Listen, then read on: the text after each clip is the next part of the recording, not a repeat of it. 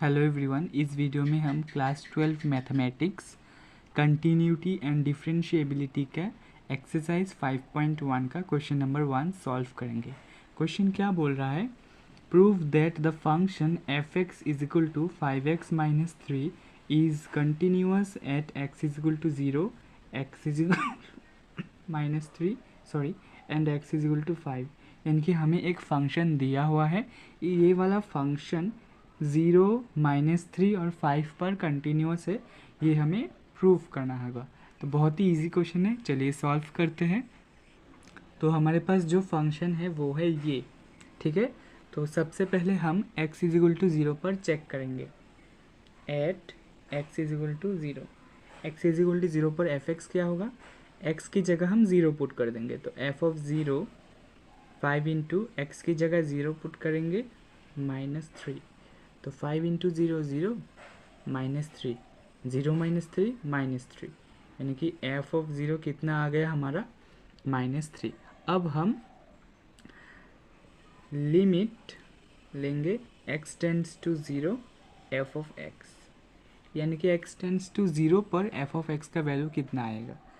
तो limit x tends to 0 f of x का value कितना है? 5x माइनस 3, तो यहाँ पर हम लिख देंगे 5x माइनस 3।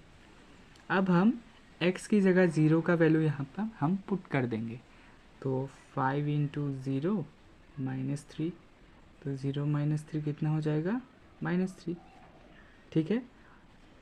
यानी कि एफ ऑफ 0 का जो वैल्यू आया है और limit x tends to 0 f of x का जो वैल्यू आया है वो दोनों सेम है, तो ये function x is equal to 0 पर कंटिन्यूअस है, ठीक है। यहाँ पर देयरफॉर नहीं, सिंस लिखेंगे। Since f of 0 is equal to limit x tends to 0 f of x, therefore fx is continuous at x is equal to 0. fx is continuous at x is equal to 0, ठीक है। I hope ये पहला point आपको clear है। Next हम देखेंगे x is equal to -3 पर। At x is equal to -3, तो f ऑफ -3 कितना होगा? फंक्शन की जगह पर यानी कि x की जगह पर हम -3 पुट कर देंगे।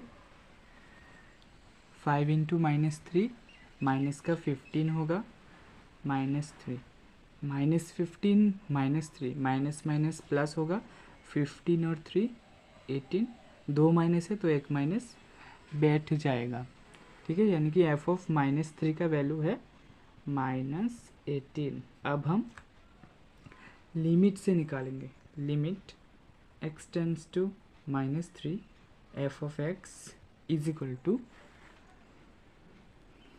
Limit x tends to -3 f of x का वैल्यू है 5x माइनस 3।